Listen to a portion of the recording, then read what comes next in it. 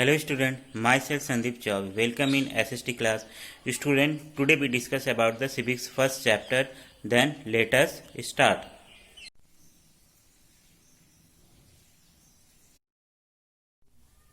Hello student, in the last class we discussed about the definition of constitution, importance of constitutions and drafting the Indian constitution. In this video we discuss about the feature of our constitution. जैसे दे रहे हैं feature of our constitution. First is the federalism. Federalism को हिंदी में कहते हैं संघीयवाद या संघीय सरकार. जैसे कि देखा जाए तो भारत में देखा जाए तो दो तरह की गवर्नमेंट है. जैसे दे रहा है it means the extent of more than one level of government in the country like that one at the centre and other at the state level. कहने का मतलब फेडरलिज्म एक ऐसा सिस्टम है जहां पर टू टाइप्स ऑफ गवर्नमेंट होते हैं. One just like is the centre level, second is the state level. Also you know that the in India has the two type of government, the centre government and the state government. Next feature is the parliamentary form of government. Just like it means that the people elect their representatives to the parliament, which consists of two houses, the Rajya Sabha and the Lok Sabha. In India, the president is only a constitutional head of the executive and who act only at the advice of the real political executives. That is the prime minister and the council of ministers. It means देखा जाए तो भारत में parliamentary form of government है. Means हमारे जो लोग हैं जिनको वोट के राइट्स हैं वो एक तरह से अपने रिप्रेजेंटेटिव को पार्लियामेंट में भेजते हैं और ये एक तरह से टू हाउसेस मिलकर बनता है parliament. And the first is the लोक सभा, सेकंड इज द राज्य सभा. Also you know that the president the constitutional head of the India. President के एक तरह से भारत का सबसे हेड या प्रमुख होते हैं. And the president also work at by the advice of prime minister and the council of minister. President जो होते हैं हमारे देश के सबसे बड़े पोस्ट है, सबसे बड़े हेड होते हैं एक तरह से देखा जाए, और वो अपना वर्क जो करते हैं वो प्राइम मिनिस्टर और काउंसिल ऑफ मिनिस्टर के एडवाइस से करते हैं. और इस तरीके से देखेंगे जो काउंसिल ऑफ मिनिस्टर जो होता है या प्राइम मिनिस्टर होते हैं वो रियल हेड होते हैं. Next is the separation of power. According to the Constitution of India, the Government of India has three organs: legislature, executive and the judiciary. इसके कहने का मतलब हमारे देश में जो एक तरह से देखा जाए थ्री पिलर्स हैं गवर्नमेंट के. First is the legislature, second is the executive and third is the judiciary. Legislature होता है एक तरह से ये लॉ मेकिंग बॉडीज होता है, just like is the parliament. जैसे यहाँ पे दे रहा है the elected representative of the people from legislature. This organ of the government is responsible for making of laws. यानी जो पार्लियामेंट होता है लॉ बनाता है, इसको एटलास दूसरे हम लोग वर्ड में लेजिस्लेचर भी कहते हैं. Next is the executive. Executive मतलब होता है देखो प्राइम मिनिस्टर या काउंसिल ऑफ मिनिस्टर. एक तरह से देखा जाए तो लेजिस्लेचर यानी जो पार्लियामेंट जो लॉ बनाता है उसको इम्प्लीमेंट कौन करते हैं? इम्प्लीमेंट प्राइम मिनिस्टर या काउंसिल ऑफ मिनिस्टर एज करते हैं और इसको एग्जीक्यूटिव कहते हैं. And third is the judiciary. Judiciary means the Supreme Court and the state level as the High Court. देखा जाए तो जो लॉ लेजिस्लेचर ने बनाया है, एग्जीक्यूटिव ने जिसको इम्प्लीमेंट किया है उसको सही से फॉलो किया जा रहा है कि नहीं, उसको कौन ऑब्जर्व करता है? This observe by the court means the judiciary. Student, इससे क्लियर हो रहा है कि हमारे देश में जो पावर है, जो गवर्नमेंट का पावर है वो थ्री पार्ट में डिवाइडेड है. First is the legislature, second is the executive and third is the judiciary. Legislature means is the parliament, is the law making body. Executive means is the prime minister and the council of minister, the implement करते हैं law को.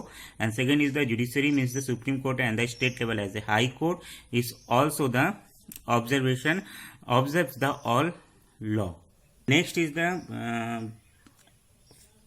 features universal adult franchise. Means is the right to vote. Yani they are all citizens of India who have above the 18 years of age have right to vote. और it all people have equal right to vote. कहने का मतलब जो voting rights होते हैं यानी 18 year से 18 years जो भी लोग हैं हमारे देश में उसको इक्वली वोटिंग राइट्स है. और गवर्नमेंट इसको किसी बेस में डिस्क्रिमिनेशन नहीं कर सकता है, ना ही caste, creed, religion, gender and educational level यानी जाति धर्म के आधार पर इस पर भेदभाव नहीं हो सकता है. Next is the fundamental rights. Fundamental rights is most important. और ये जो फंडामेंटल राइट्स है एक तरह से हमको ये जो अधिकार देते हैं, ये जो आम लोग होते हैं उनको राइट्स देते हैं, जैसे दे भी रहे हैं। बेसिक राइट्स है is one of the most important feature of Indian constitution is the fundamental right which are provided to all Indian citizen of their caste, creed, sex, religion, ETC. यानी कहने का मतलब ये फंडामेंटल राइट्स होता है, ये बिना किसी भेदभाव के सभी लोगों को इक्वली मिलता है।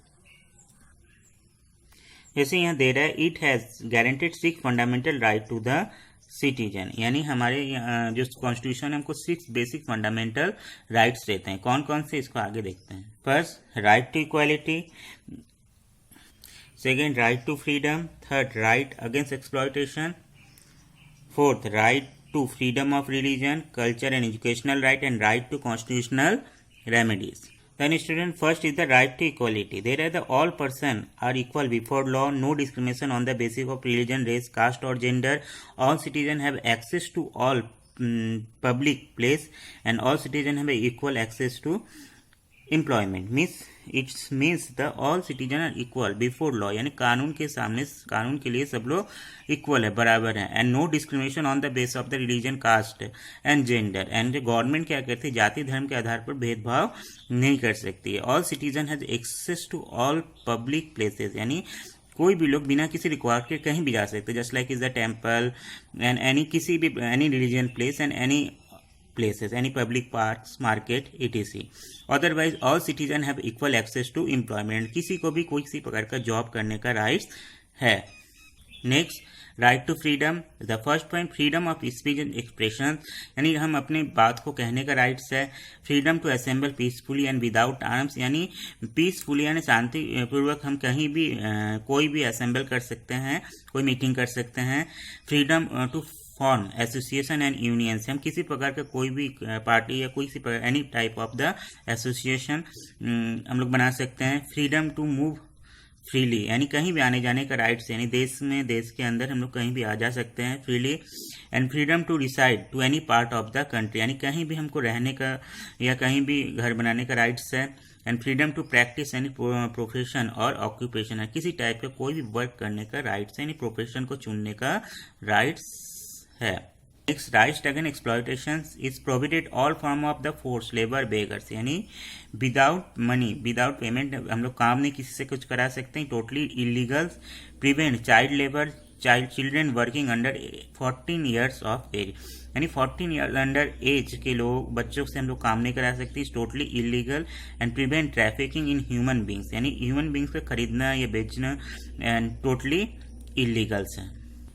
And next, the right to freedom of religion. People have the right to follow, practice and preach religions of their choice. Yani our constitution also give right to us. We can adopt any such type of religions and follow and practice our religion. Next, culture and educational right, and all minorities have the right to conserve and develop their own cultures. यानी जो भी minorities हैं, just like the Muslim, Sikhs, बौद्ध, जैन्स, उनको rights है कि वो अपने हिसाब से अपने जो भी कल्चर है, जो भी एजुकेशनल राइट्स हैं उनके, उसको फॉलो कर सकते हैं। Any such type of the educational institution also can established by the minority and it's given by the our constitution as a fundamental rights. Means the right to freedom of religions and culture and educational right. And last, right to constitutional remedies.